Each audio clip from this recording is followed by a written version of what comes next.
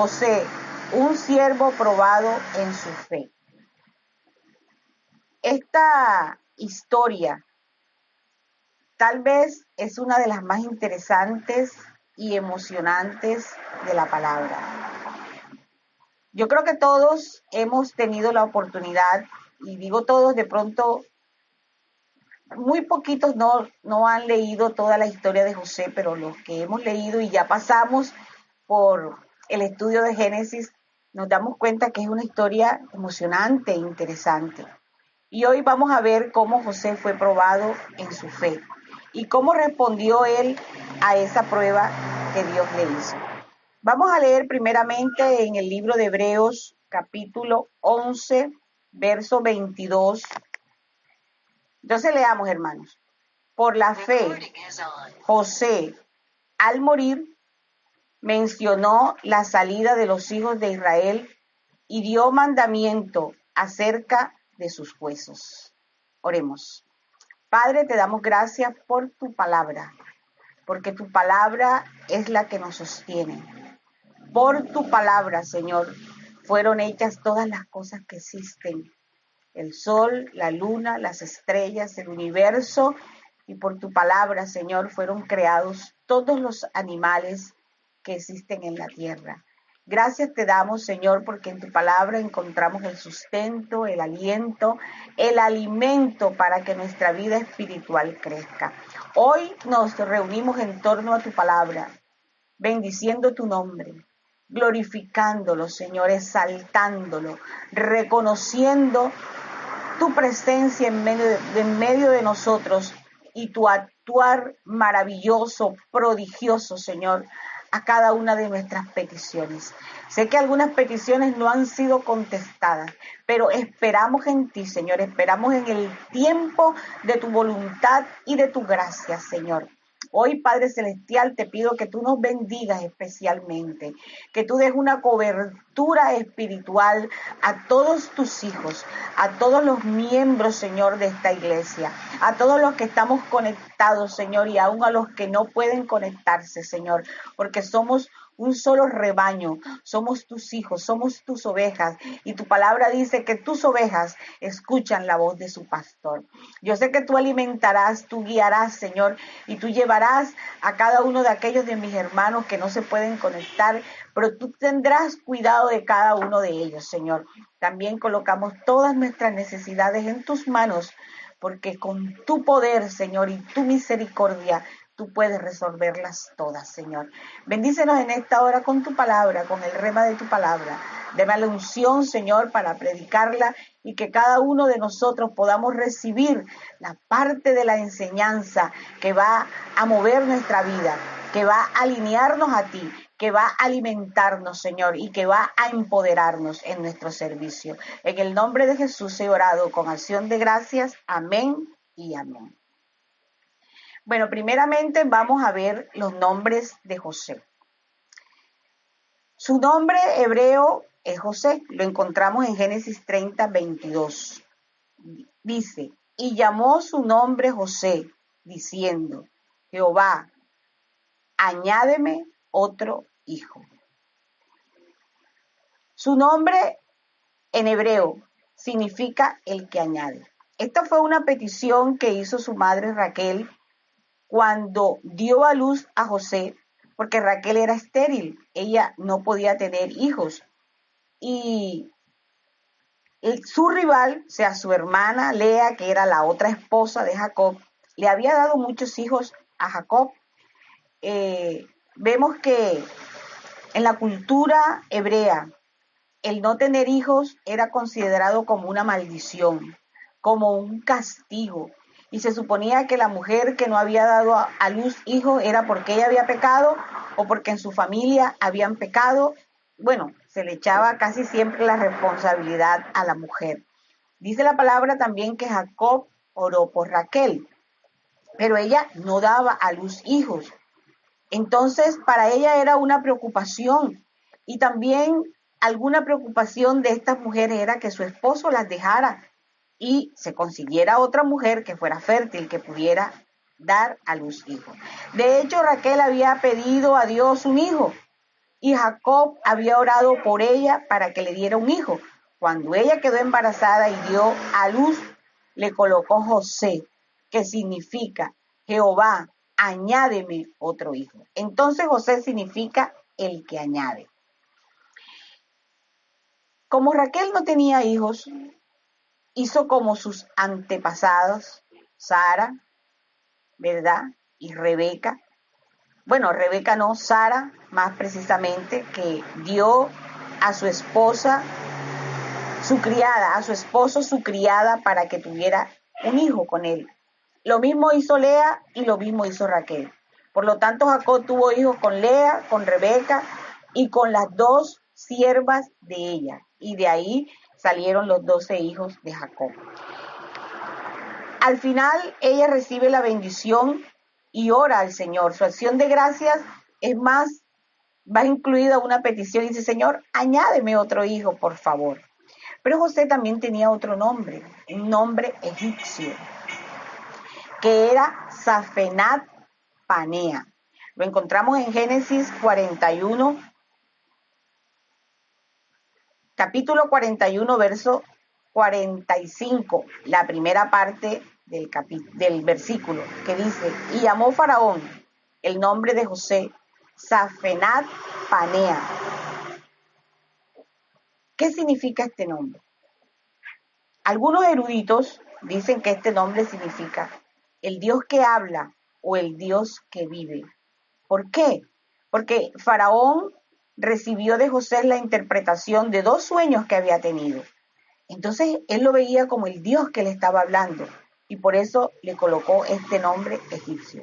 Era muy común en este tiempo, en esta época, que las personas llevaran 2 nombres y sobre todo aquellos que eran transportados a otros países en la época de la deportación, como en el caso de Daniel. Daniel y a sus amigos también les cambiaron los nombres, pero era muy común tener 2 nombres. Yo creo que de ahí viene la costumbre que a nosotros nos colocan 2 nombres, algunos le colocan hasta 3 nombres, pero en cuanto a los nombres, yo quiero referirme a la importancia que tiene colocar el nombre a los hijos. Y los judíos y muchos otros pueblos tenían esta costumbre de colocar un nombre que tuviera que ver con el desarrollo de la vida de esta persona o algún suceso que ocurriera en su parto, en el día que estaban dando a luz, en lo que sucedía a su alrededor. En este caso, el nombre de José, José el que añade, nos indica más adelante cómo se da cumplimiento, porque realmente él fue usado grandemente por el Señor en su ministerio, en su servicio, siempre para bendecir a otros. Nosotros realmente acostumbramos a colocar los nombres de los abuelos, de los tíos, y a veces colocamos 2 nombres de 2 abuelos o de 2 abuelas, o el nombre del padre y de la madre, pensando en que nuestros hijos van a ser como mi papá, mi hija va a ser como mi mamá, o van a tener la suerte, entre comillas, si fueron bendecidos o no, o lo hacemos por simple cariño, por el amor. Bueno, esa es una costumbre, repetir los nombres. Pero también es una costumbre entre los cristianos colocarle a nuestros hijos nombres bíblicos. Pero yo recomendaría que cuando estamos embarazados, tanto el padre como la madre, porque los dos estamos embarazados, solo que la mujer lleva la barriguita. Cuando estamos embarazados, nosotros debemos orar a Dios y pedirle a Dios la dirección de qué nombre debemos colocarle a nuestros hijos. No debemos llevarnos por la moda o porque el nombre suena bonito, sino que pidamos a Dios una bendición sobre el nombre que va a llevar nuestro hijo. Porque es realmente importante el nombre. Entonces, vamos a pasar del nombre de José a el sobrenombre. En nuestra cultura es común escuchar los sobrenombres. Algunos sobrenombres se ponen haciendo bullying, como en broma, en risa. Algunos sobrenombres tienen que ver con el aspecto físico de la persona. No vamos a nombrar, pero ya usted debe saber y conocer algunos. De hecho, algunos tenemos sobrenombres, o sea, un nombre por el que nos llaman nuestros amigos, nuestros vecinos, nuestra familia, pero que no es nuestro nombre, a ese le llamamos sobrenombre. Bueno, el sobrenombre de José era el soñador. ¿Por qué era el soñador? El soñador significa en hebreo maestro de sueño o experto en sueño. Sus hermanos lo llamaron el soñador, pero lo llamaron el soñador despectivamente. ¿Por qué? Porque José había tenido 2 sueños específicamente y se los contó a su familia.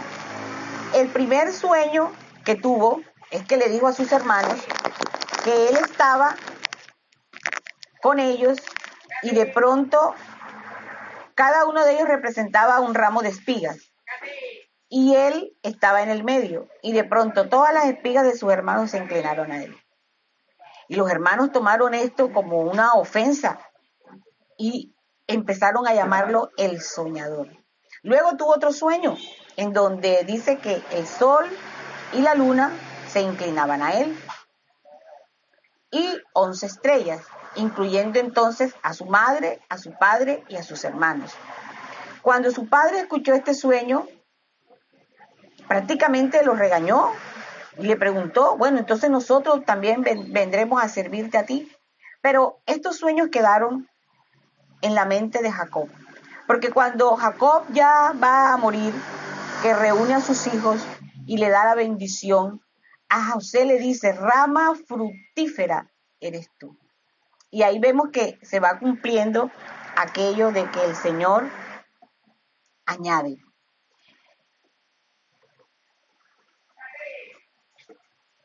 Algunas personas me han preguntado,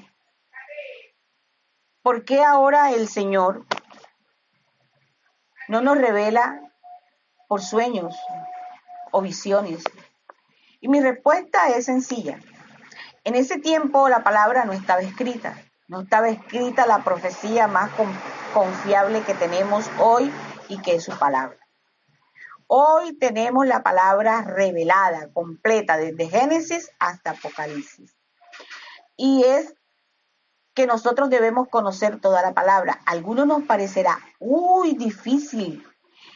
Tantos libros, tantas historias, tantos nombres, tantos acontecimientos. Algunos preferimos leer el Antiguo Testamento, otros el Nuevo, otros simplemente los Evangelios, algunos libros. Pero hermanos, la palabra está escrita y revelada de Génesis, Apocalipsis y debemos leerla toda. Debemos tener conocimiento de toda la palabra. Si usted está inquieto, si usted está buscando iluminados, profetas, grupos en donde se revele la palabra, en donde le hablen del futuro, en donde le digan lo que Dios quiere para usted, en donde le profeticen que usted va a tener casa, carro y beca, es porque usted no lee la Biblia, es porque usted no tiene tiempo para estar a solas con Dios, es porque usted desprecia las clases de escuela bíblica, se duerme en las prédicas. Los hermanos de José lo despreciaron y procuraron matarlo desde el día que él les habló por medio de sueños. Aún hoy el Señor puede revelarle a sus hijos sueños. Pero si esos sueños no están conforme a la palabra, no vienen de Dios.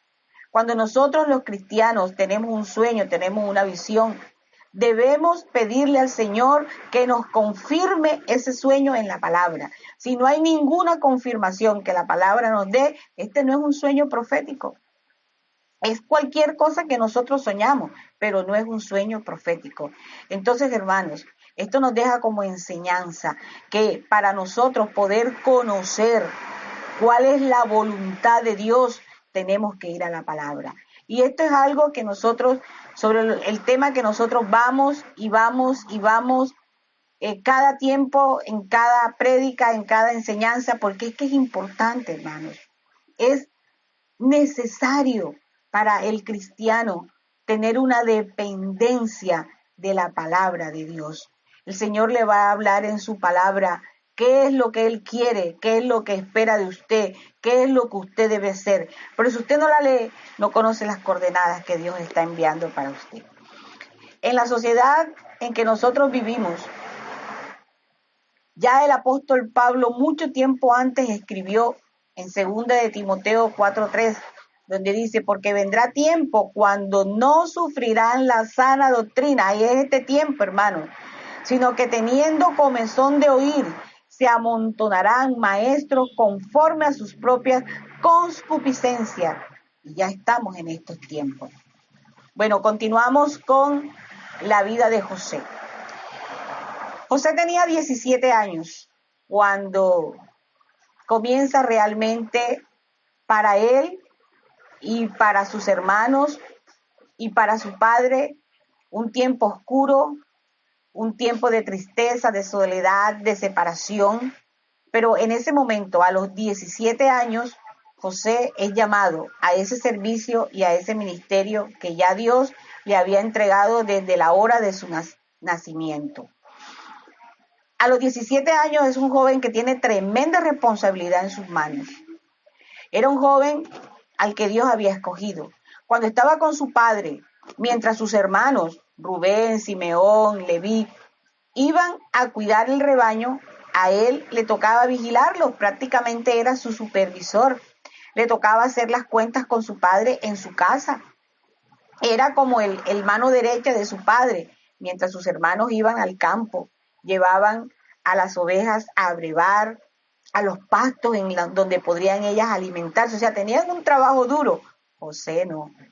José tenía un trabajo, no digamos fácil, pero un trabajo diferente. Pero tenía una gran responsabilidad sobre sus hombros.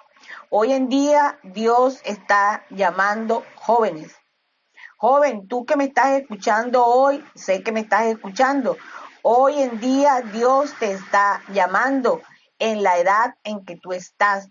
Joven, algunos jóvenes piensan, bueno, yo estoy en los caminos del Señor, tengo un ministerio, todavía no tengo ministerio, pero yo sé que cuando tenga 25, 27, 30 años en adelante, entonces yo sí me voy a consagrar, entonces yo sí le voy a servir. Aquí tenemos un ejemplo, 17 añitos. Hermano, 17 añitos para nosotros decimos, es un niño. Y a veces nosotros pensamos así y pensamos que porque son jóvenes no hay que darle responsabilidad.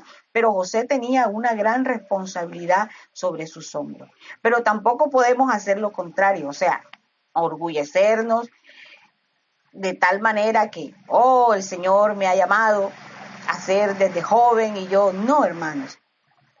En las manos del Señor, Él nos va moldeando, Él nos va usando, en las manos del Señor nos va preparando, pero tenemos que tener una dependencia de Él. Hay que depender de su voluntad, hay que depender de Él en oración, hay que escuchar su voz por medio de la palabra, hay que saber qué es lo que Dios quiere para mí, para yo no andar en un camino diferente. Justamente si nosotros no aceptamos el llamado, la obra del Señor no se va a detener porque el Señor buscará otros vasos, el Señor buscará otras personas, así que no digas niño soy. Tú que me estás escuchando, soy muy niño, ya tendré tiempo después para trabajar en la obra. Es el tiempo, es el momento, es ahora que el Señor te está llamando. Y no menosprecies lo que Dios ponga en tus manos para hacer. Sea una obra de mucha envergadura o sea una obra sencilla. Pero si el Señor coloca en tus manos a la edad que tú tengas de joven, porque estoy hablando a los jóvenes, haz lo que el Señor te está pidiendo que tú hagas para su obra. También la palabra nos dice que él era hijo de Jacob y Raquel, nieto de Isaac y Rebeca, bisnieto de Abraham y Sara. O sea que tenemos aquí una dinastía. Por eso en algunas ocasiones a José se le llama también patriarca, porque él desciende de la familia de los patriarcas de Israel, que son Abraham, Isaac y Jacob. Es muy probable que él hubiese conocido a su abuelo Isaac, porque cuando Jacob regresa con sus hijos, ya él había nacido, Isaac no había muerto. Jacob tiene la oportunidad de ir y sepultar a su padre. Pero la Biblia no nos los revela, y si la Biblia no nos lo revela, son simplemente especulaciones que nosotros podemos hacer. Pero si no lo conoció en persona, de hecho tuvo que haber conocido la vida tanto de Isaac y de Abraham, porque su padre se encargó de contarle esta historia que se iba relatando de generación a generación. Pertenecía a una familia disfuncional, no era la familia de José, aquella familia que podríamos colocar como ejemplo.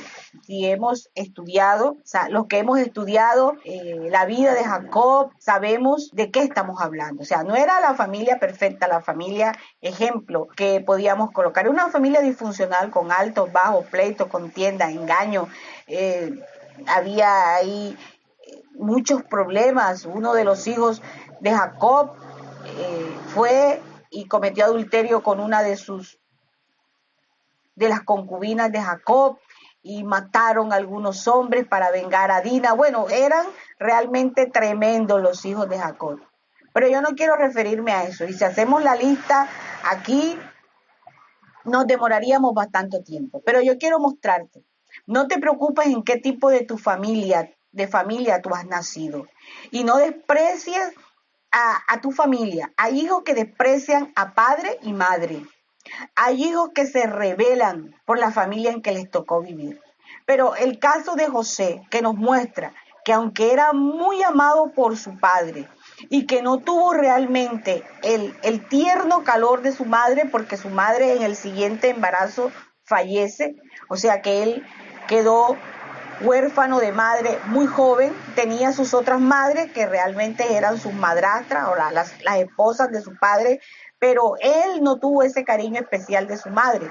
De pronto por eso José dice la palabra claramente que lo amaba más que a sus otros hijos, pero sus hermanos lo odiaban, sus hermanos no lo querían, pero él estaba allí y creció y vivió en esa familia. Allí le tocó nacer. No pienses en tu alrededor cómo estás. Piensa que Dios te va a utilizar allí donde tú estás para hacer bendición a tu familia, porque eso pasó con José. Él fue bendición para su familia. Tenía 11 hermanos y justamente él era el número 11, porque el número 12 era Benjamín, su hermano de padre y madre. Él tenía 11 hermanos que eran mayor que él. Él era el número 11. Y estos hermanos realmente lo odiaban. Lo odiaban por dos cosas. Primero, porque ellos veían la preferencia de Jacob. Y aquí exhorto a los padres, no podemos tener preferencias con nuestros hijos.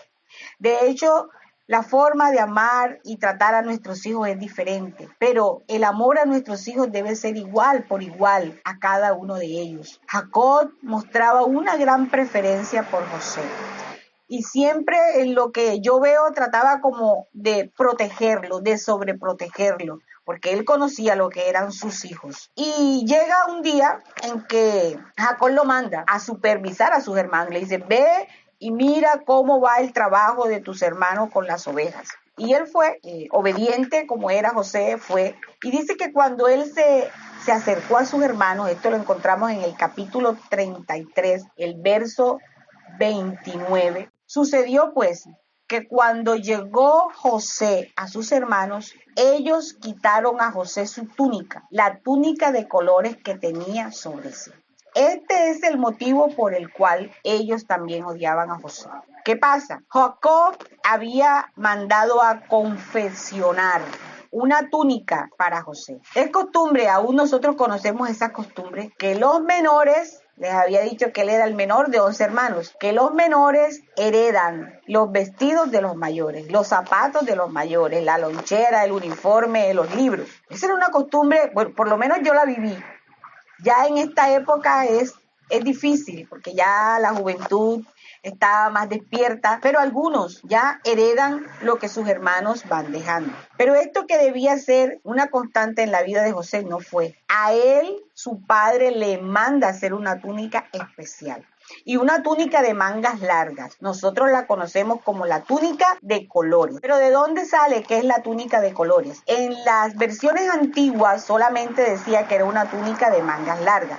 Una túnica de mangas largas daba la idea de una túnica que la vestían las personas pudientes, que era reservada para los gobernantes o para personas que tenían cierto rango, cierto poder. Era una túnica elegante además.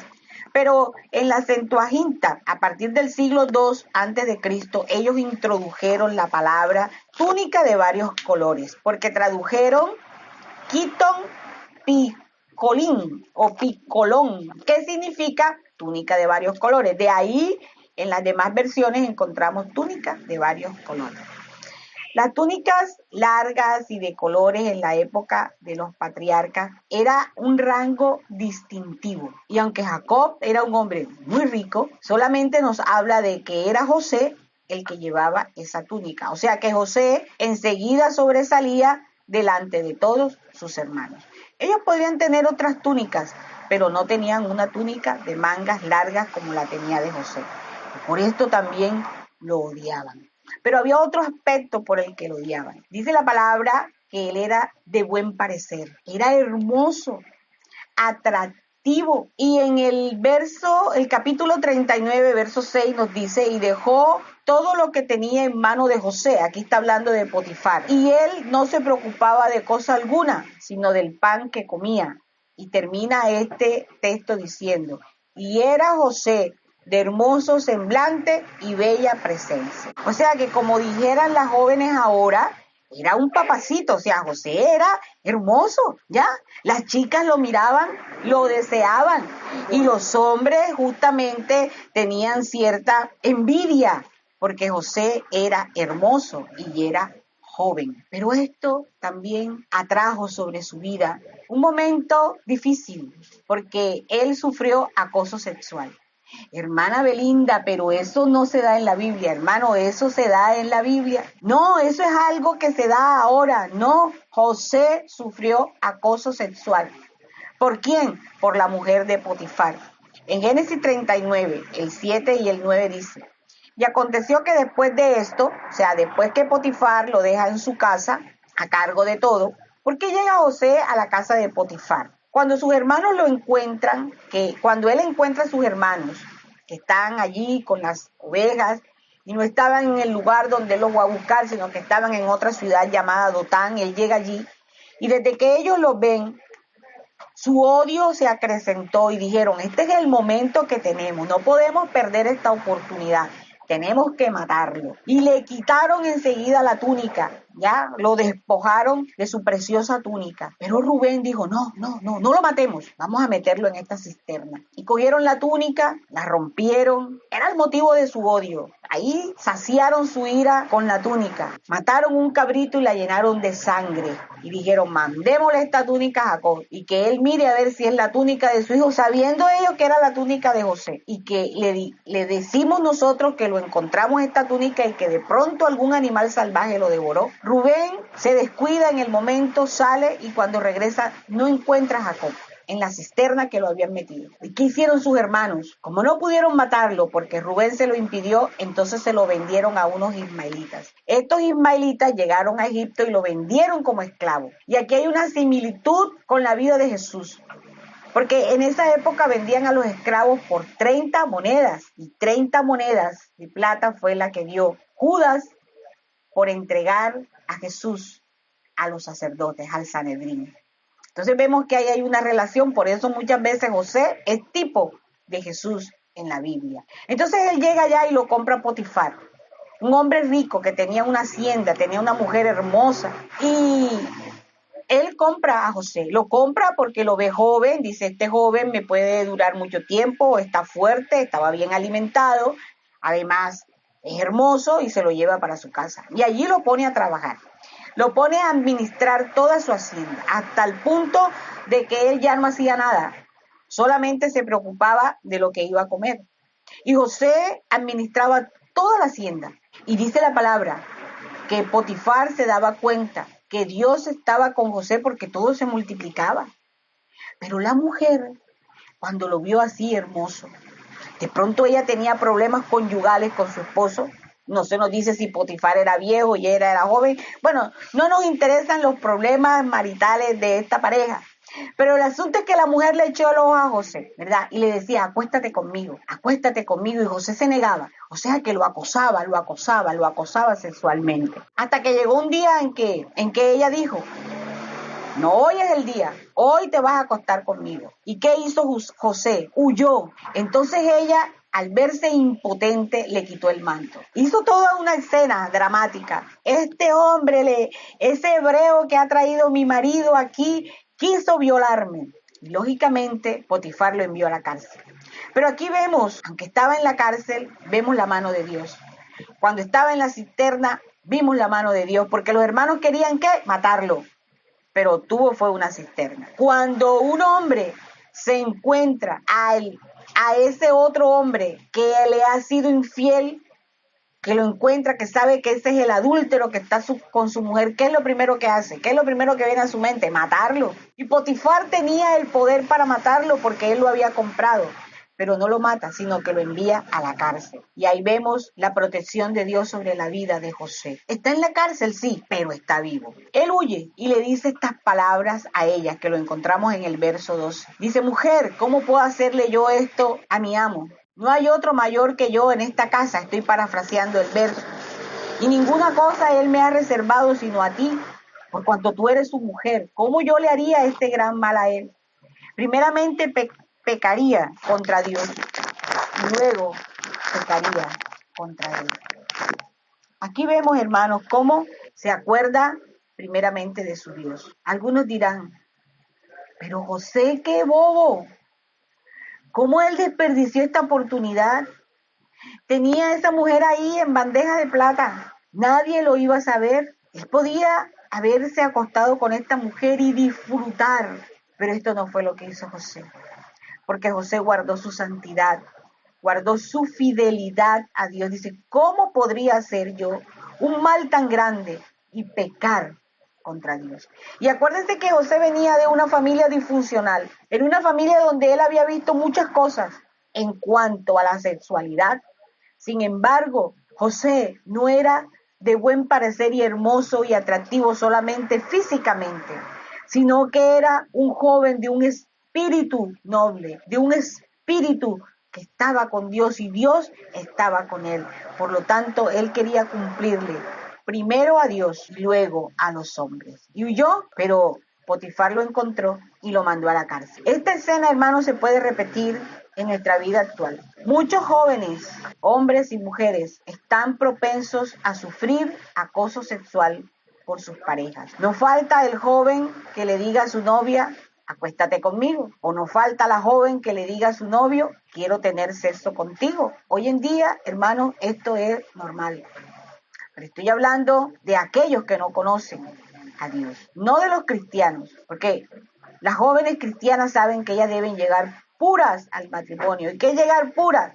Vírgenes. Y saben que cuando una pareja tiene relaciones íntimas antes de casarse, está cometiendo fornicación. Pero también los casados pueden ser acosados sexualmente. Conocemos el caso de la secretaria y el jefe, de las compañeras de trabajo, de los compañeros de trabajo, de hombres y mujeres, de vecinas, de amigas, de aún hermanas. Conocemos todos estos casos de acoso sobre la vida de hombres y mujeres que están casadas y que si ceden a este acoso van a cometer ¿qué? Adulterio. Hoy en día, hermanos, el libertinaje sexual ya es un acoso social, porque tenemos que ver parejas heterosexuales y homosexuales acariciarse, besarse en público de manera obscena. Y esto la sociedad lo está catalogando como normal en los transportes públicos, en los parques donde llevamos a los niños a que se diviertan, en los supermercados. Hermanos, ya no hay espacio que esté libre del acoso social, porque yo lo llamo entonces acoso social. Pero si vamos a los medios de comunicación, la música, los videos, todo tipo de material visual tiene un componente sexual. La prensa escrita, las revistas, tienen un componente sexual. Y esto apunta al cumplimiento de los tiempos finales. Jesús se refirió a los días que en los días de su venida serían como los días de Sodoma y Gomorra y como los días de Noé. Para entender esto tenemos que leer, yo les recomiendo que se lea el capítulo 19 de Génesis, para que usted pueda entenderlo. Esta era una sociedad que estaba obsesionada con el sexo. Esta era una sociedad donde los novios dormían con las novias en su propia casa, que la visita de los novios es en el cuarto de las novias, ya no es en la sala, que los novios tienen sexo normal sin haberse casado y que aún los hombres jóvenes y adultos están detrás de una relación homosexual. Hoy en día vemos que los delitos sexuales y las horribles prácticas las vemos a diario en los periódicos, en la televisión. El libertinaje sexual ha llegado que hoy vemos niños de 10 y 11 años practicando sexo en las escuelas. Y esto incide, hermanos, en los embarazos y en los abortos en menores de edad. La corrupción moral de la juventud y de los adultos ha caído delante de Dios. El hombre ha caído en este pecado y se ha diseminado por toda la humanidad, dañando el propósito por el cual Dios creó la sexualidad. Porque algunos dirán, bueno, hermana, porque usted habla tan duro contra la sexualidad y contra el pecado sexual, contra el libertinaje, sí, pero no contra la sexualidad. Porque la sexualidad la creó Dios y la creó con dos propósitos: la procreación y la satisfacción mutua, el clima sexual, lógicamente dentro del matrimonio. El sexo es un asunto del cual Dios tuvo cuidado y control, y lo hizo y lo entregó al hombre para que lo administrara de una manera sabia.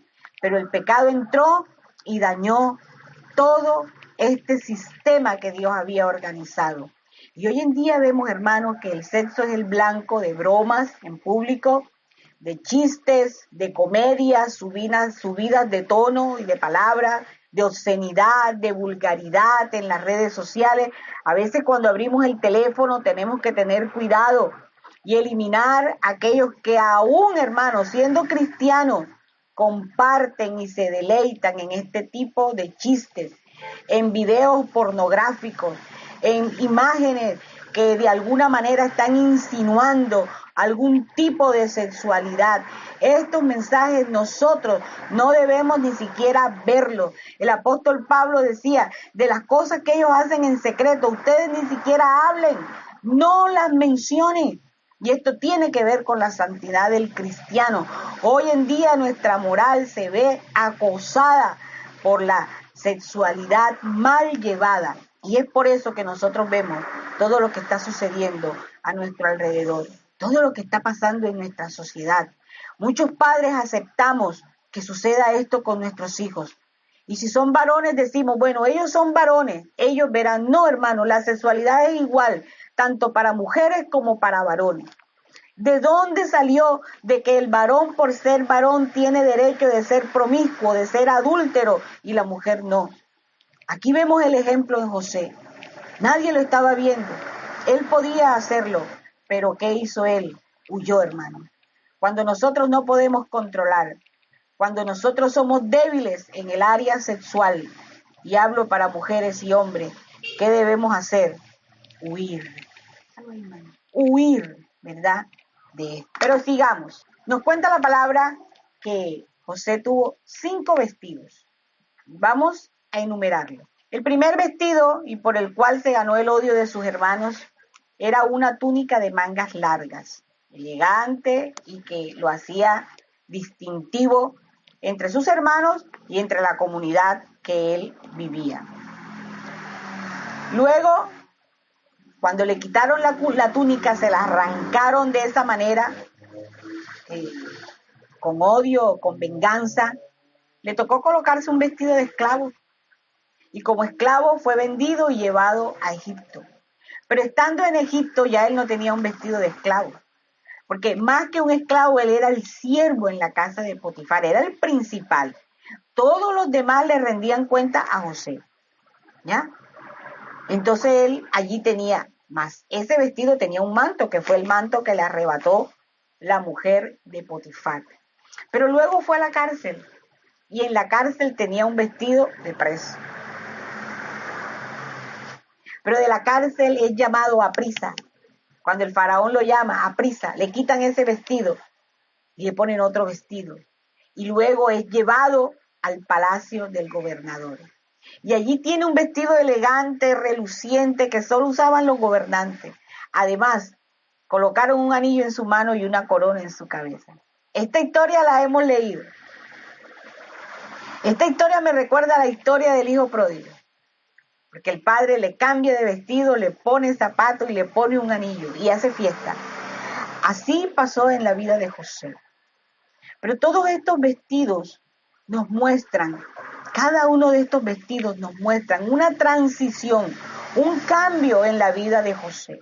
Pero un cambio significativo, para algunos de nosotros extremo. Por eso decía que era una historia interesante.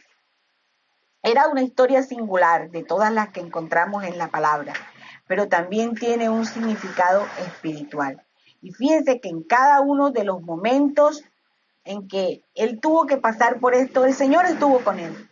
La mano de Dios estuvo con él. No importa el vestido que tuviera, no importa por la situación en que tú estás pasando y cómo estás vestido espiritualmente, pero allí donde estás y en la forma en que estás, el Señor tiene cuidado de ti. No desmayes, el Señor tiene cuidado de ti y muy prontamente Él te va a cambiar de vestido. ¿Cuántos le alaban y cuántos le bendicen en esta mañana? Cuando él llegó a la cárcel, tenía dos compañeros, el copero y el panadero. Este copero y este panadero fueron arrestados por ofender al rey, pero quedaron al cuidado de José. Porque cuando Potifar lo lleva a la cárcel, le dice al administrador de la cárcel, este muchacho te es útil. Mira, en mi casa pasó esto y esto, a pesar de que a él lo habían acusado. Pero fíjense que también, yo pienso que Potifar conocía a su mujer, sabía quién era su mujer y sabía que su mujer no era, o sea, como que de fiar. Y conocía también a José y reconocía que el Espíritu de Dios estaba con José. Hermanos, como cristianos nos pueden acusar, como cristianos nos pueden señalar, pero confía que Dios te conoce. Dios sabe quién eres tú. Muchas veces nos pueden acusar falsamente. Él fue a la cárcel por algo que no había cometido.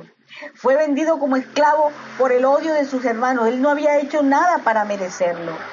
Y fue llevado a la cárcel. Allí se encuentra con dos amigos, dos compañeros más bien, el copero y el panadero. Y estos dos, cada uno tiene un sueño. Y como estaban a cargo de José, él se dio cuenta y un día les preguntó, ¿qué les pasa? ¿Por qué tienen ese semblante? ¿Por qué están así, como pálidos, aturdidos? Bueno, yo les dije, bueno, tuvimos un sueño y no tenemos así quien nos los interprete. Y él les dice, ¿no saben ustedes que Dios es el que interpreta los sueños? Cuéntenme el sueño. Y el copero le dice, bueno, estaba yo soñando y veía que había un racimo y en él, un árbol de la vid y en él habían 3 racimos y de uno de ellos salía un vino y yo lo llevaba al rey. Y le dice, bueno, esta es la interpretación del sueño. En 3 días, que son los 3 racimos que has visto, vas a ser restituido a tu puesto, el rey te va a perdonar y nuevamente vas a darle al rey de beber en su copa. Bueno, el copero se puso contento y le dijo, solamente una cosa, amigo, no te olvides de mí cuando estés otra vez al lado del rey. Y el panadero le dijo, bueno, yo veía 3 canastillos llenos de pan, pero venían las aves del cielo y se los comían. Y él le dijo, son los mismos 3 días, pero tú no vas a ser restituido a tu puesto, sino que el rey te cortará la cabeza y vendrán las aves del cielo y comerán tu cuerpo.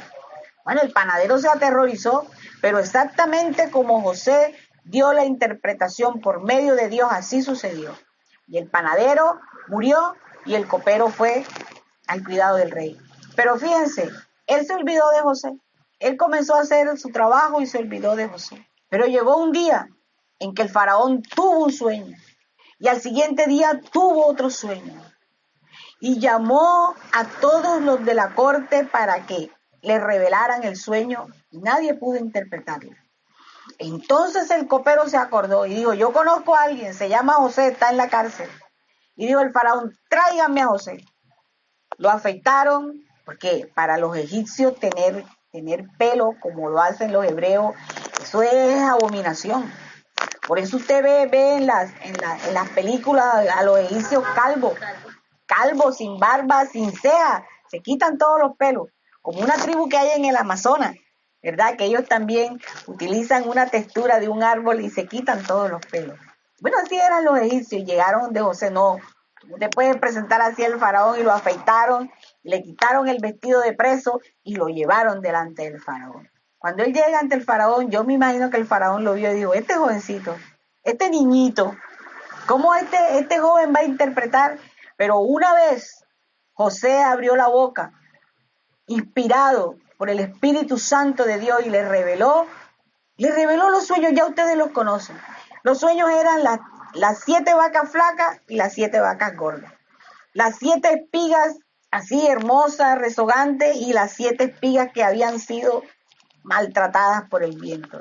Y él le dice, son 7 años de escasez. Los dos sueños, uno son 7 años de escasez y 7 años de abundancia.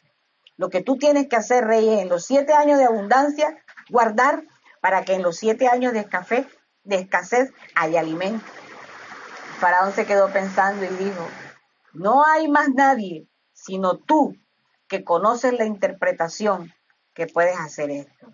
Y lo nombró gobernador y le dijo, no hay nadie más que tú, encima de ti yo. Y le colocó un anillo, y le colocó una corona, y tú vas a gobernar todo Egipto. Todo lo que tú digas se hará. Y empezó José a ser gobernador en el palacio de Faraón. Ya no solo era el que administraba la casa de su padre y el que administraba la casa de Potifar. Con 17 años, supongamos que ya había crecido, tenía de pronto 18, 19, pero seguía siendo un joven. Ahora llegó a gobernar la casa, el país de Egipto, porque Faraón lo puso como gobernador. Y ahí tenía ya otro vestido. Aquí tenía cierto poder sobre Egipto y comenzó a gobernar. Y comenzó a recoger y a recoger y a recoger grano y a guardarlo, y a recoger grano y a guardarlo. De hecho, la hambruna llegó. Los 7 años de escasez llegaron. Y con esto llegó también el momento más triste para la vida de José. El momento en que él se enfrenta con sus hermanos. Y el momento en que él tiene que perdonarlo. Aquellos que querían verlo muerto, aquellos que levantaron su mano contra él. Y ellos, sus 11 hermanos, sus 10 hermanos, porque Benjamín vino de último, sus 10 hermanos tuvieron que inclinarse ante José y llamarlo Señor. Esta es una historia bonita, dramática, con tonos de tristeza y de dolor, porque José lloró amargamente y sus hermanos se arrepintieron. Pero es un encuentro muy emocionante. Y vemos ahí que José sigue siendo probado en su fe. En todo este tiempo que pasó, algunos dirán, bueno, pero yo he conocido historias de personas que han pasado por cosas peores, le han matado a toda su familia, han tenido enfermedad. Bueno, sí, puede ser, hermanos, pero esta es una historia en que Dios prueba la fe de su siervo José y lo hace pasar por situaciones difíciles para un joven que de pronto su fe estaba apenas comenzando a crecer. Finalmente, José muere. Nació en Padán Aram. Vivió 17 años en Canaán y en Egipto vivió 93 años y murió a los 110 años en Egipto.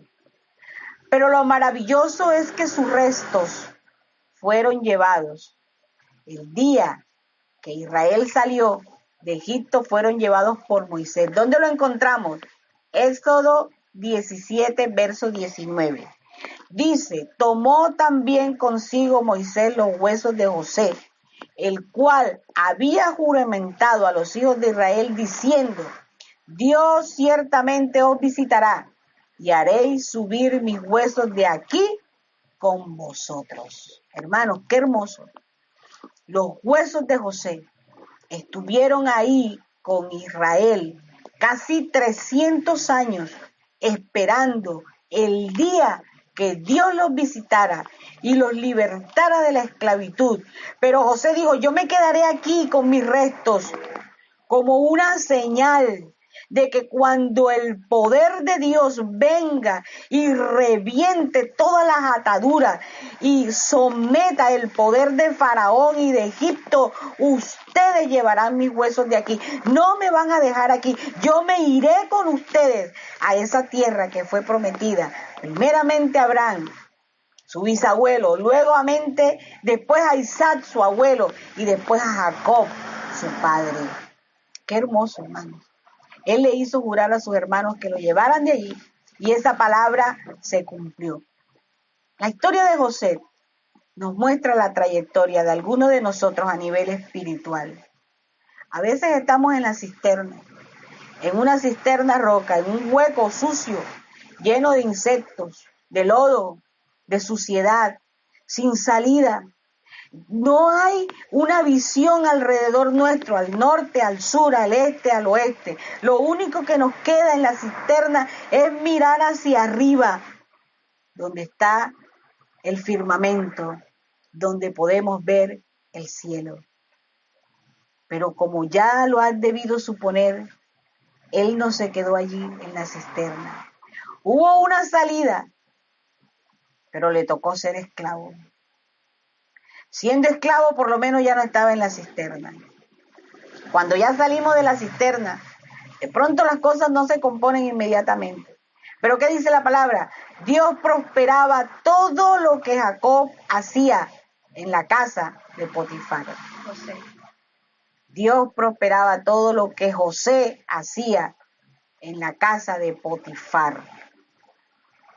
No sé en qué momento, en qué lugar te tiene Dios espiritualmente hablando. Pero donde quiera que estés, recuerda, Él está contigo. Luego lo llevaron a la cárcel.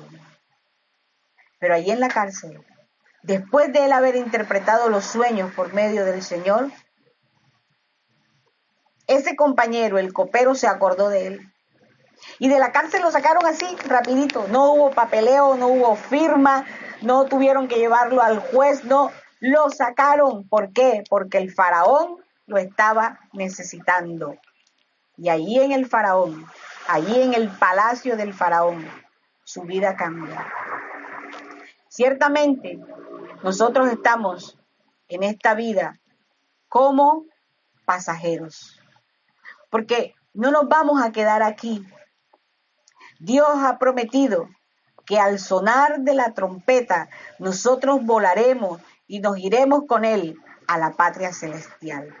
Todo lo que tengamos aquí. Cuando José estuvo en el palacio, le dieron vestidos nuevos, le dieron un anillo, le dieron una corona, le dieron una esposa y tuvo 2 hijos y tenía poder sobre todo Egipto. Y todo lo que él decía se cumplía. Todos estaban supeditados a él, pero él sabía que ese no era su lugar. Él le hizo jurar a sus hermanos que cuando él muriera sacaran sus huesos de ahí y los llevaran a la tierra prometida. Y de hecho, hermano, yo tengo la seguridad que el día que nosotros nos vayamos, José también se va a levantar y se irá con nosotros a la tierra celestial. Es por fe y no por vista. Andamos por fe y no por vista, como dice la palabra. No confíes en lo que tienes a tu alrededor. No creas que te vas a quedar en la cisterna. No creas que te vas a quedar como esclavo ni en la cárcel. ¿Qué puede ser la esclavitud? Algún pecado, alguna situación, algo que te amarre. Pero Cristo vino a romper todas las cadenas de esclavitud.